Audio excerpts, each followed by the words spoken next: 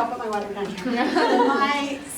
My son was we were driving one of his friends to the airport today, and I was like, I'm kind of nervous about this talk. I'm not really a public speaker. And he's like, Mom, what's the worst could happen? And I'm like, well, the last time somebody asked me to speak was my husband, John, and he was giving a talk, and spontaneously, they're like, oh, we forgot to do an intro for you, John. He's like, oh, don't worry, Moira, come on up, you can introduce me.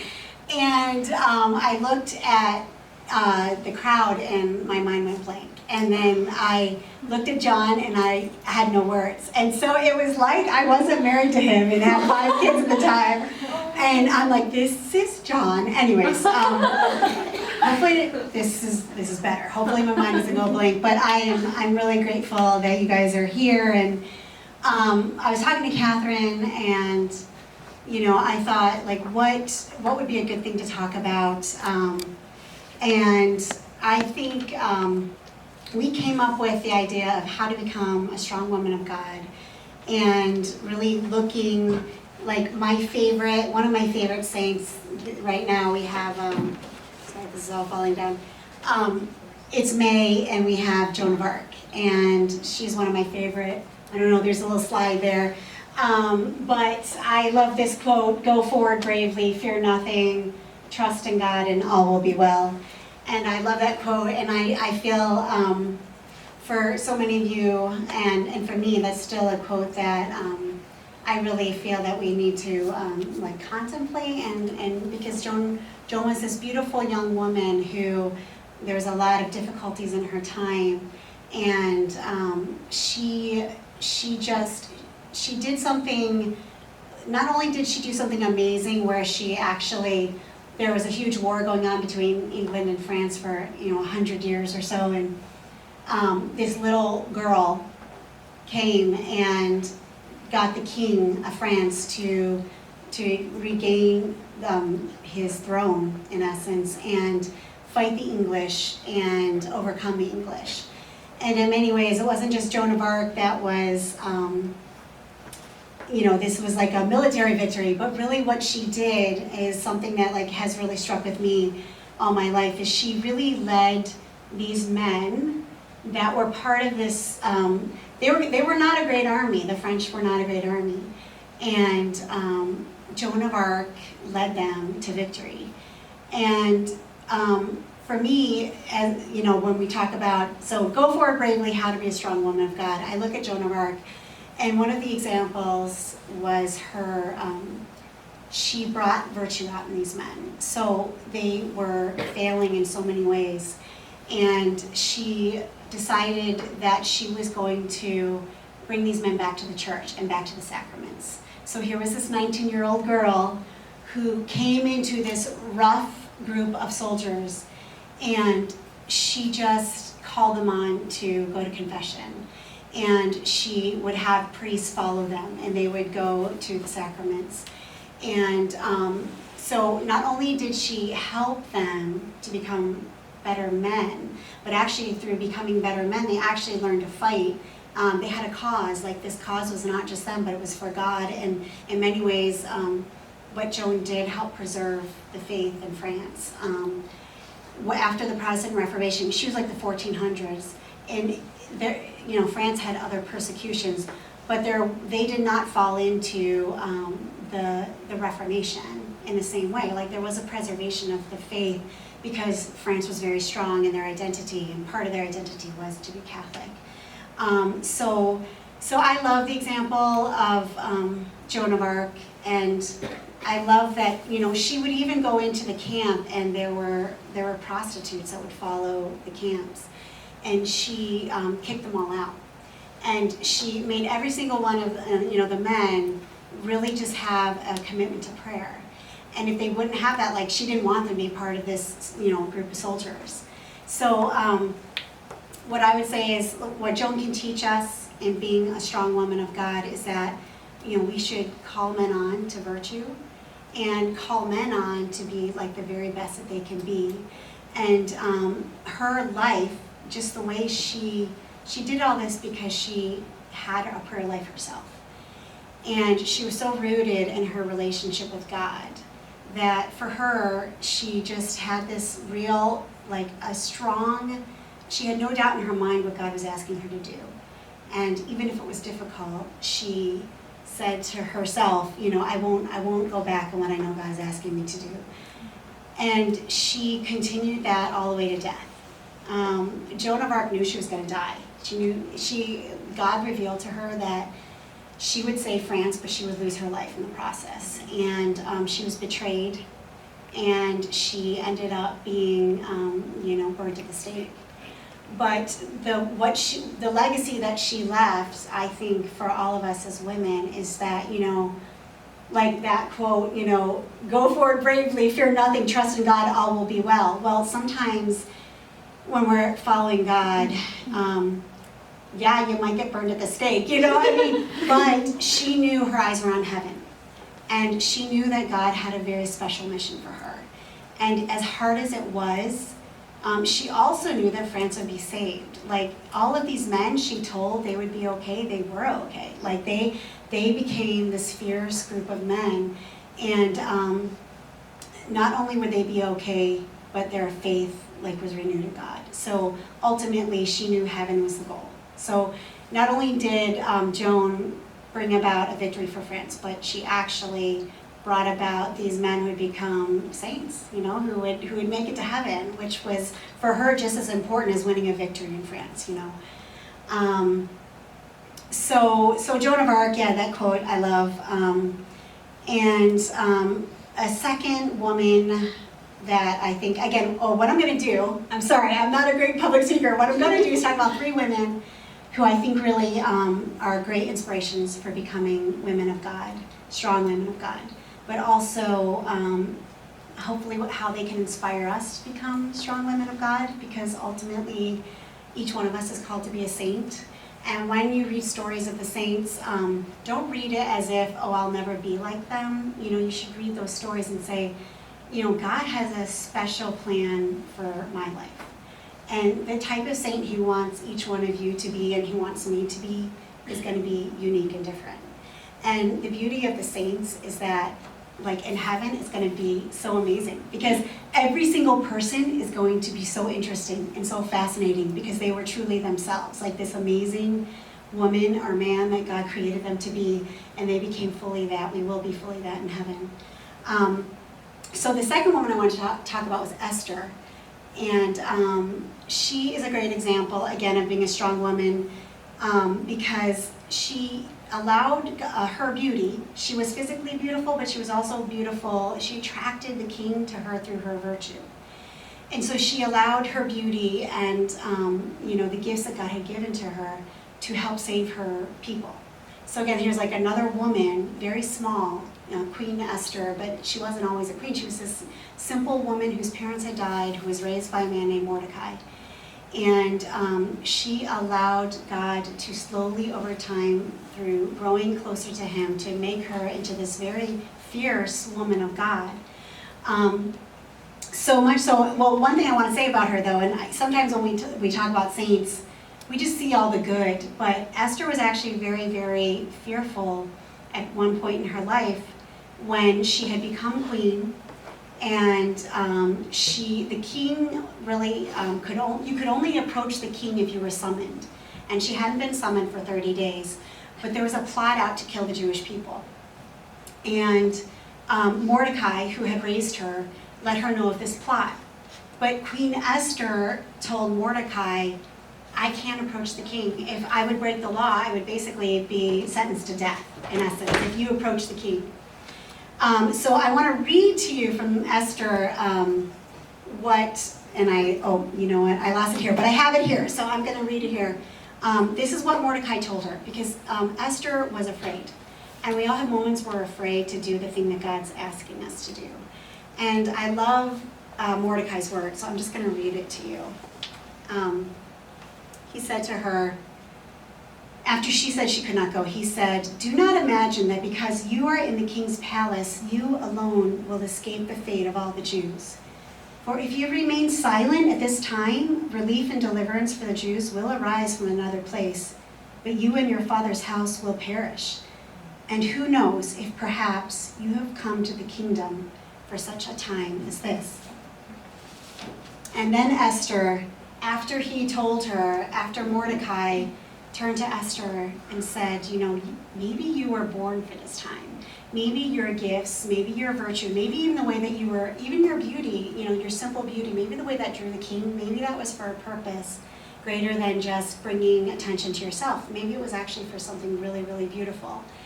And so Esther, that gave her courage. So one man's words to her, this man who really said, what I think about it is also is like in our time that we live, we can't just hide away. When we see things that are not going well in our society and culture, we can't just hide away and think we're going to keep ourselves safe. And even as a mom, I can't just hide away and just protect my children. Like, I know I need to prepare them to go out into the world. And so we all have like fears that we have to overcome in really facing the challenges of our time. But when Esther heard those words of Mordecai, this is what she said after that. She told everybody, "Go and assemble all the Jews who can be found in Susa and fast for me. Do not eat or drink for 3 days, night or day, and I and my maidens will fast as you do. After that, I will go to the king, even though it is against the law. And if I perish, I perish." And so, a couple things. I will say this. We are often afraid and we don't have the strength that we need to do the tasks that God has given to us. And he may have very big tasks for us here in this room. He may have small tasks, whatever it is. Sometimes we don't feel like we have the strength for it. But what Esther did was she said, "Please pray and fast for me," and I'm going to pray and fast. And it's kind of a lost art, I think, of praying and fasting together, the strength of fasting. But in our church, in the Catholic Church, we are asked to fast at least on Fridays for meat, abstain from meat. But it's a beautiful thing to bring fasting, because what this did for her was actually give her the strength and the courage to face her fears, and it also softened the heart of the king. So, because Queen Vashti, who was before Esther, had approached or had refused to see the king, and he had her beheaded, basically, I think was what happened to her. So this was not a kind and gentle man. Like, he would behead people if they displeased him. So Esther faced him, and she approached him after praying and fasting, and actually she sort of fainted. And he came to her, and he was so concerned about her, and in the end, she explained what was happening, that her people, the Jewish people, were going to be killed, and actually the king reversed it all and saved the Jewish people. So anyway, another beautiful story, I think, of just us using our gifts and that God's given to us like having a really strong prayer life and really listening and having that courage to do what God is asking us to do.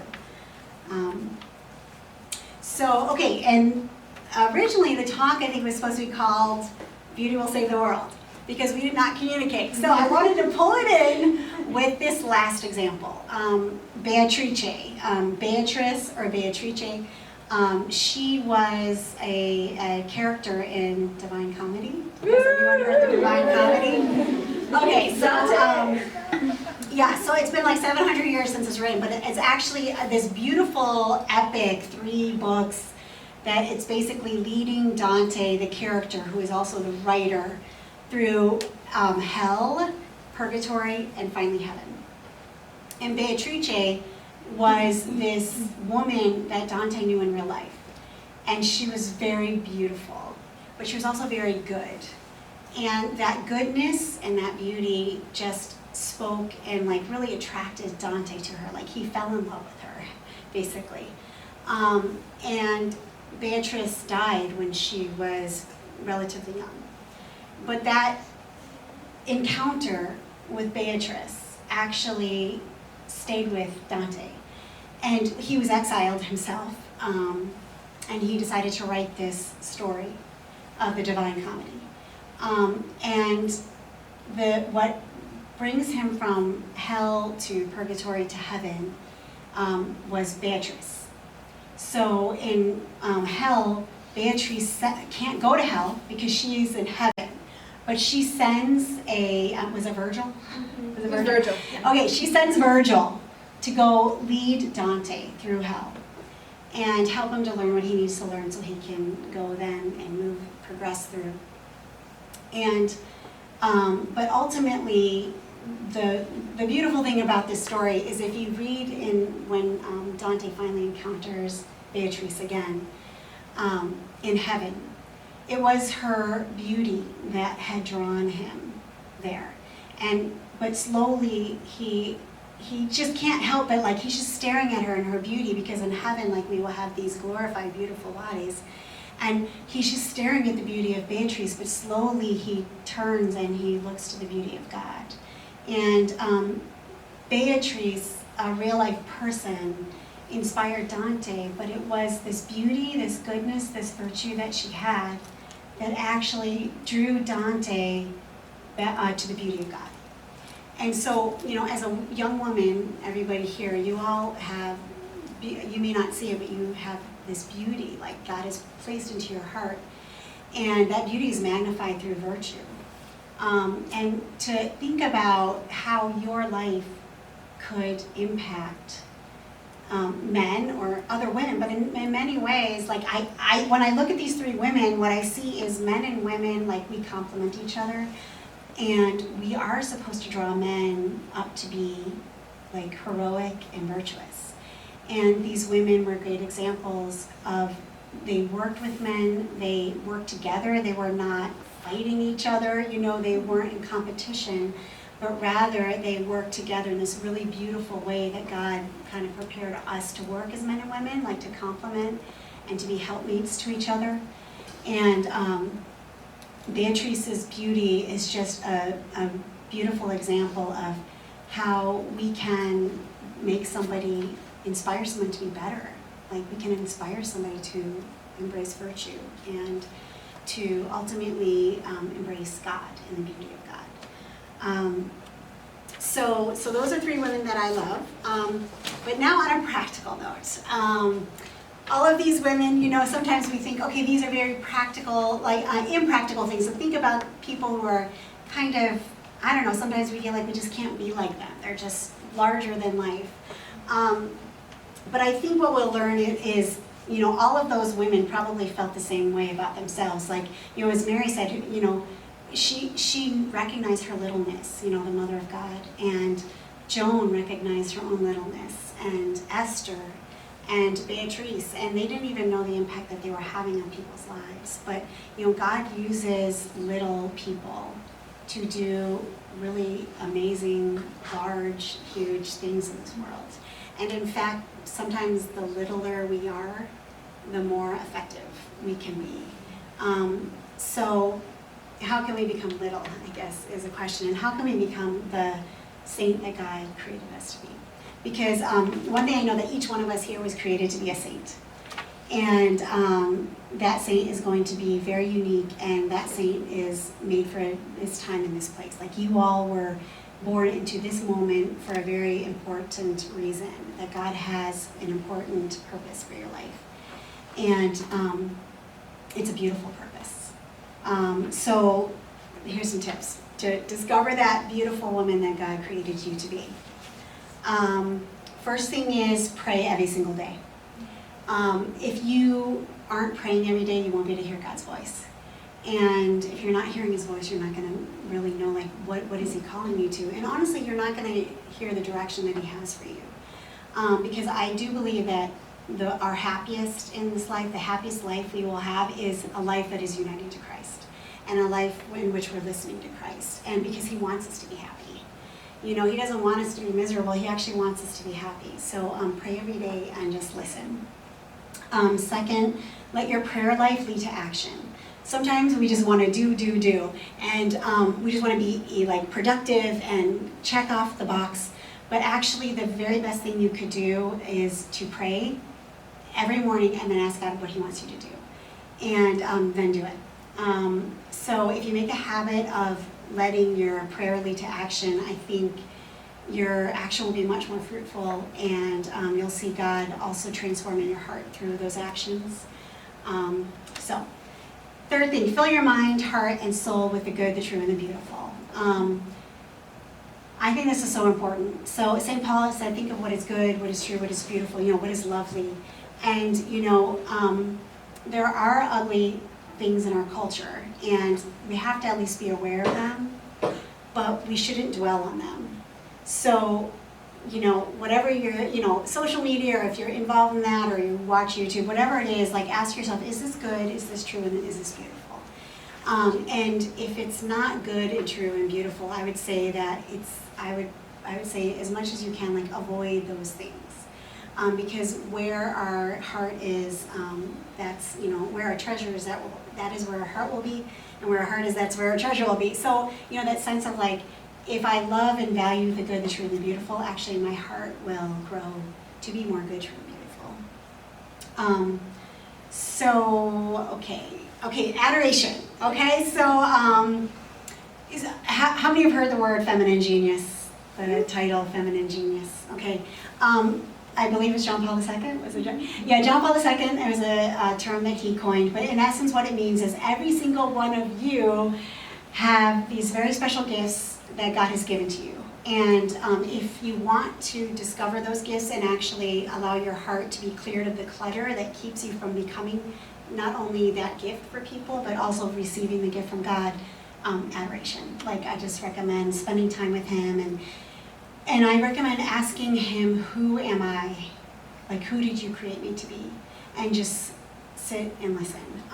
And you may not hear it, but over time, He will reveal to you that woman that He created you to be. And you will have a very deep, lasting friendship with God if you spend time with Him. And I really think adoration is a beautiful way to do that. And you can bring any worries, any cares, any sufferings, any friends or people who are really hurting, like, you can bring all of that to Christ. And so I definitely recommend just spending time with Him in adoration. Another thing to become a strong woman of God is protect life. And especially protect innocent life. Like, we have to stand up for the vulnerable.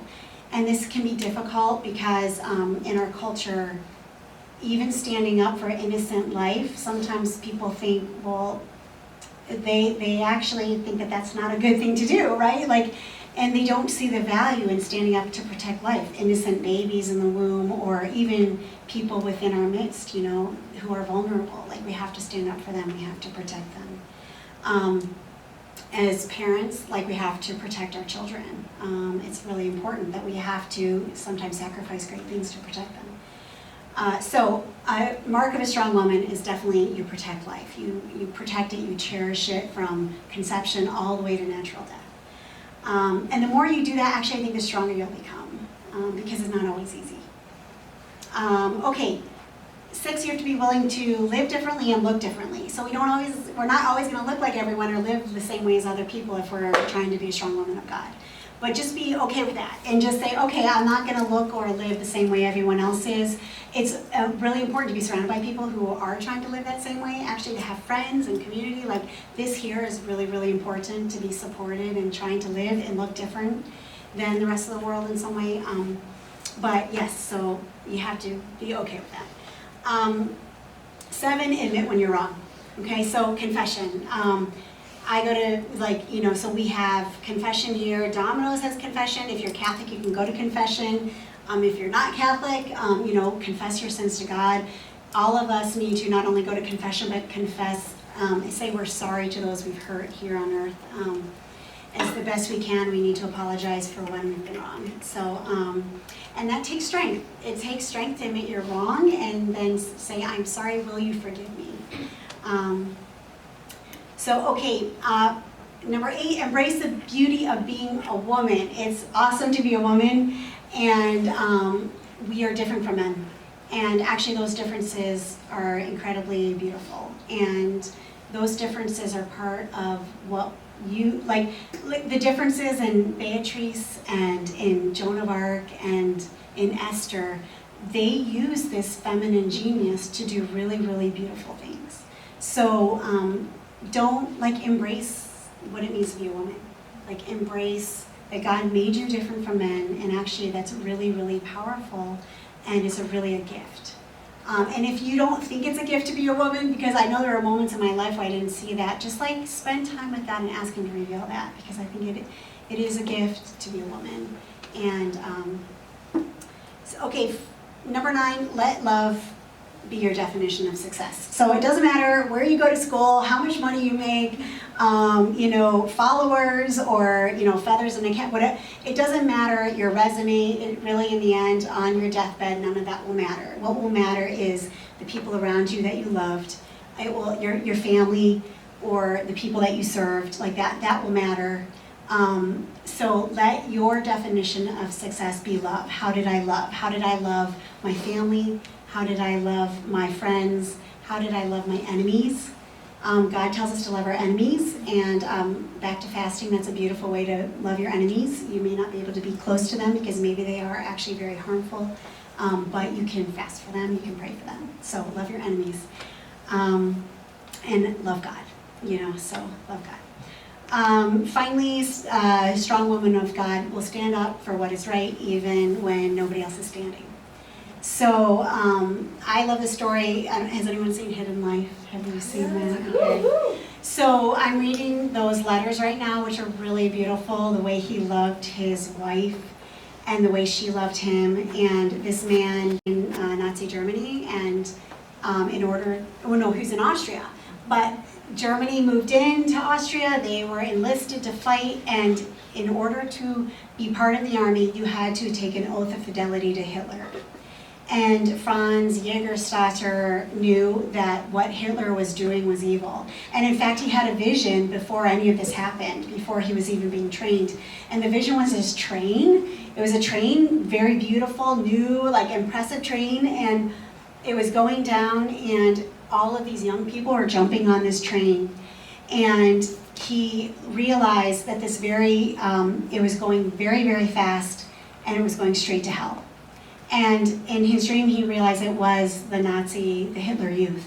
That Hitler was taking young children and leading them to hell. And he knew in his heart, after that dream, that he could not go forward and support Hitler. He couldn't take an oath of fidelity to Hitler because he felt like it was betraying his own faith.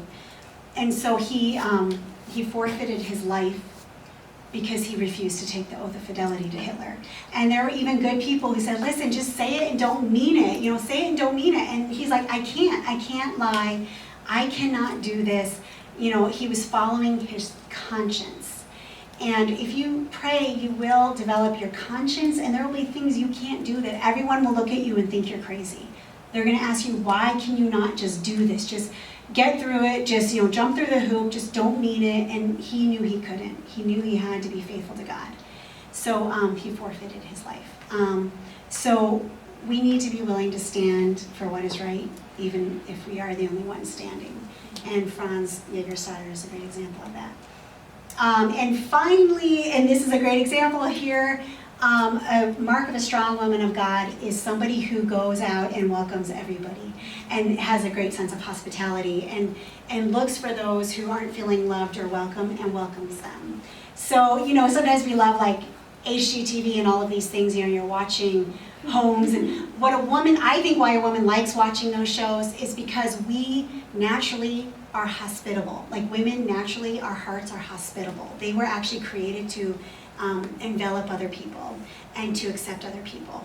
So allow God to bring that out in you and just be hospitable and welcome people and people in the margins. Just to be a strong woman of God, I think you really have to look for those people and welcome them. Okay, so I don't know how long I've talked, Elizabeth. So last quote, St. Catherine of Siena, be who God meant you to be and you will set the world on fire. And so all these strong women, we are so blessed to have these women who have gone before us and have been so honored. Men honor these women honor these women, and don't ever, in the Catholic Church, because I'm part of the Catholic Church, I don't know if everyone here is, but women are cherished and protected and loved and honored in this church. I have felt it all my life, and if you don't feel that, then I would definitely say, find these solid people in the faith and read of these saints read these women who have lived awesome lives, and ultimately just know that you aren't supposed to be a Catherine Sienna, you're not supposed to be a Joan of Arc or an Esther, you're supposed to be you. And that is a very beautiful saint who God created you to be. So thank you so much.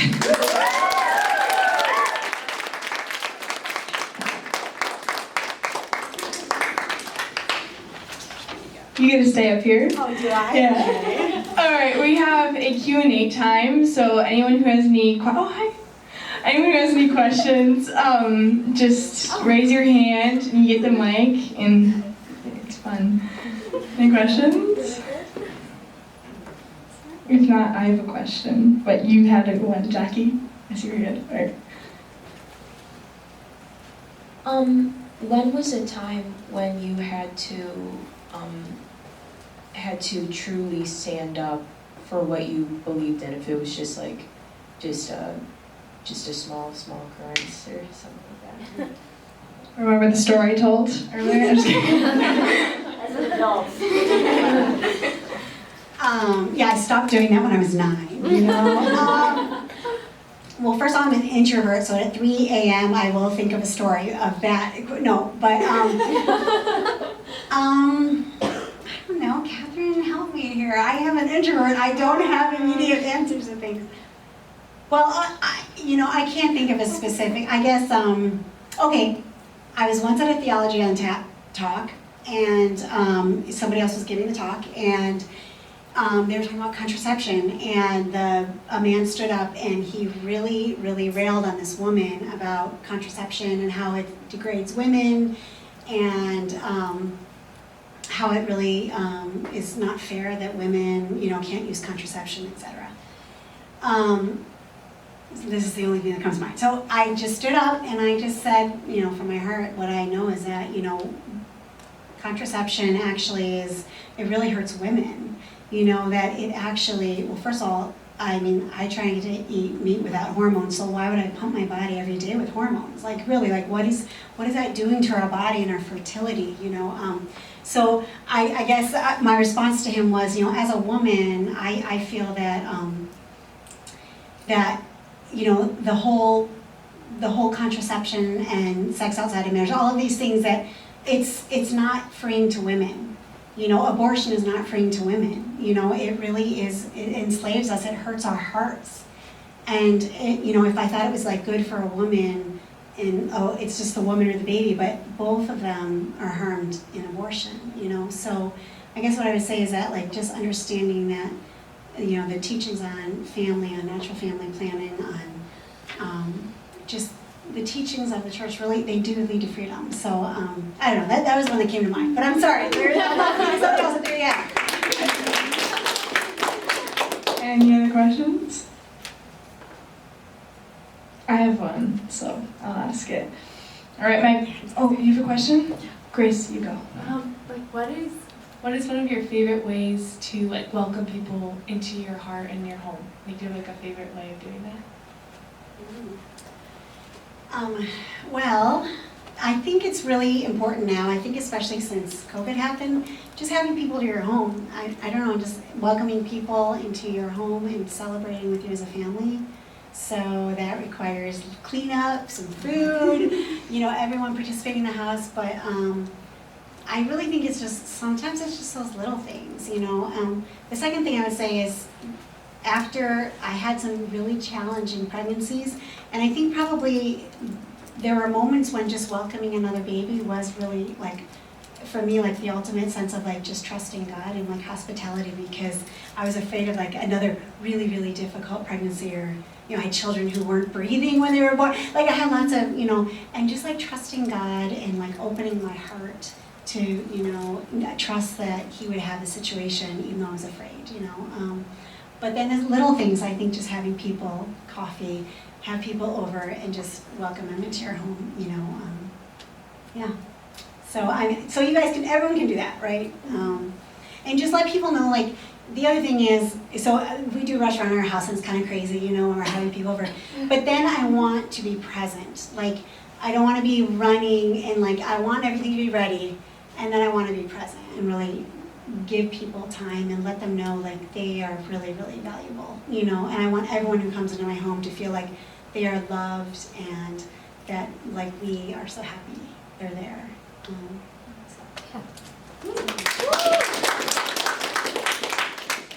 Debbie?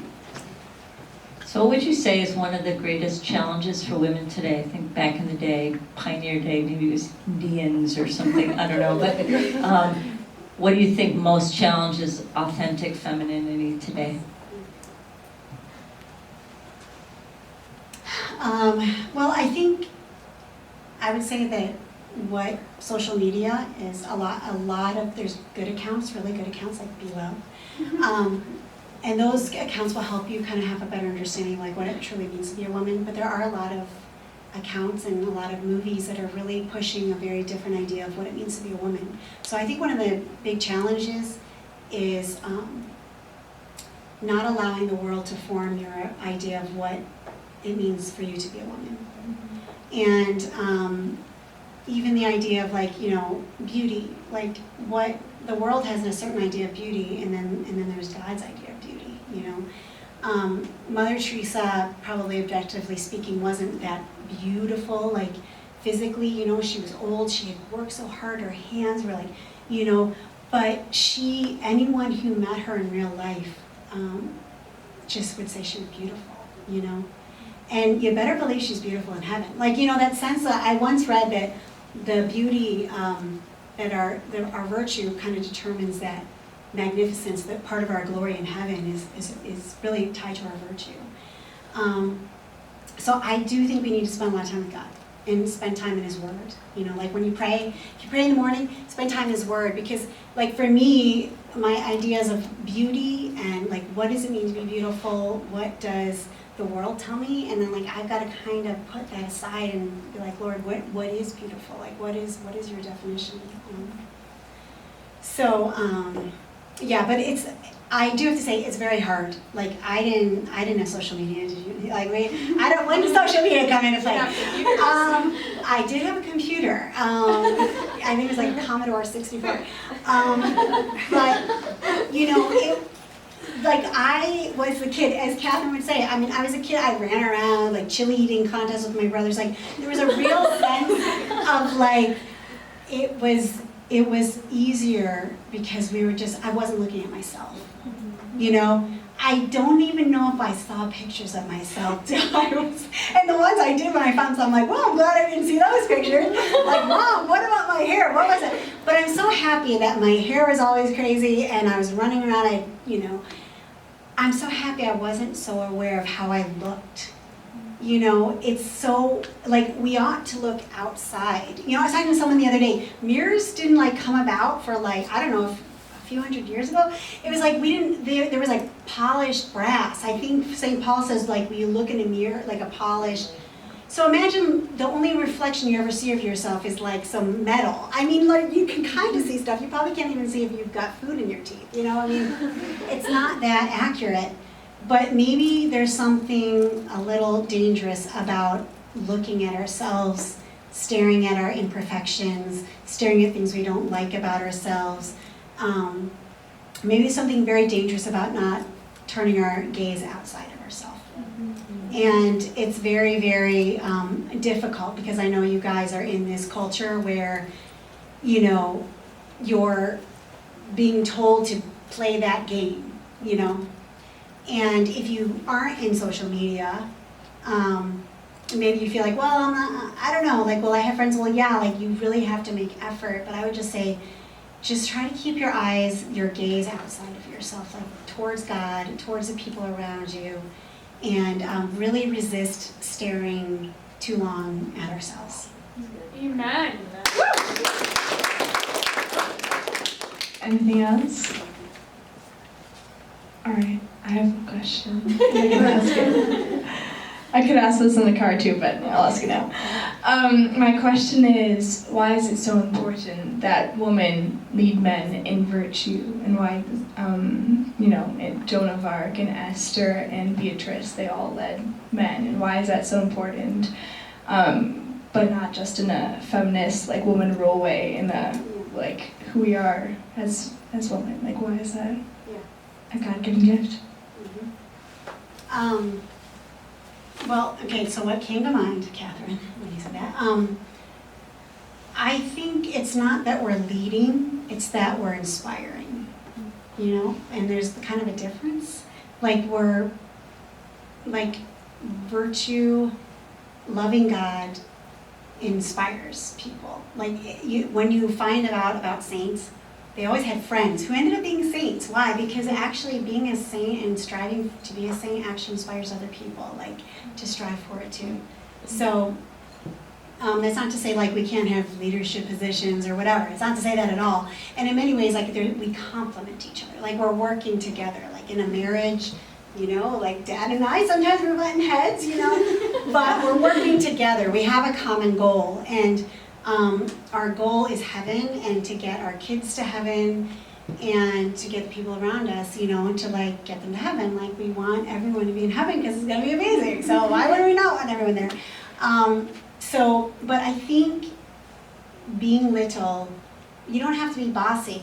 Like I think the better thing is to say is like, how can I inspire, you know? And if we're prayerful, I know that God will use our hearts in like really, really powerful ways.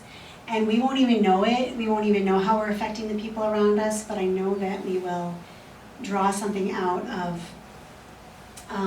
men. Like we're meant to, what Joan did is she made these men heroic. And we're really meant to do that. So like if you see a guy who's struggling with pornography, it's not just like the way you carry yourself, but it's also the way you challenge them. Like, that's not good for you. Like, why are you doing this? Or, you know, if you dabble in pornography, like it's like, but that's not who you're meant to be. You can't take those images because they're very hard to get out of your head. And like what we really have to just keep like looking to what is the true source of goodness and truth and beauty, and it's God. God is goodness and truth and beauty. So there's something very beautiful in being little, being prayerful, and allowing God to use you to inspire people, especially without you knowing it. And I'm sure all of you guys, just if you're really loving God, that you are inspiring people around you and you may not know it. And that's okay if you don't know it, but I know one day like you will reach heaven, and God will show you how your life, that word you said to that person, like you have to have the Holy Spirit, you know, inspiring you. So you have to have a really, really, like, go to confession often, sacraments, adoration, prayer, the rosary, because Mary's the spouse of the Holy Spirit, so you want the Holy Spirit, like the rosary is huge. I promise you may not see it on this earth, but I know people will be inspired by you if you live that. If you live those simple ways of just trying to be a saint that God made you to be, like, one day in heaven, and you will be so excited and so like joyful to see like a soul that's there because of your example. And you know, somebody might run up to you don't even know, and they might embrace you in heaven and say, I'm here because of you. And you're like, you won't even, and honestly, it might just be because you were fasting for whoever God had in mind in that moment. Like you could dedicate a day to somebody you don't even know. And that person might run up to you in heaven and say, I was in a very bad place and my heart changed because of that grace. So do not underestimate like the power of prayer and fasting, and like God's. So some of us, like the littlest people who maybe nobody will notice on this earth, those people might be the ones that everyone's high-fiving in heaven, you know? So you don't need to worry about being praised here on earth. Like I would say, just like aim for heaven, you know, and aim to get as many people there as possible. And it's going to be an awesome celebration. Just so, anyways.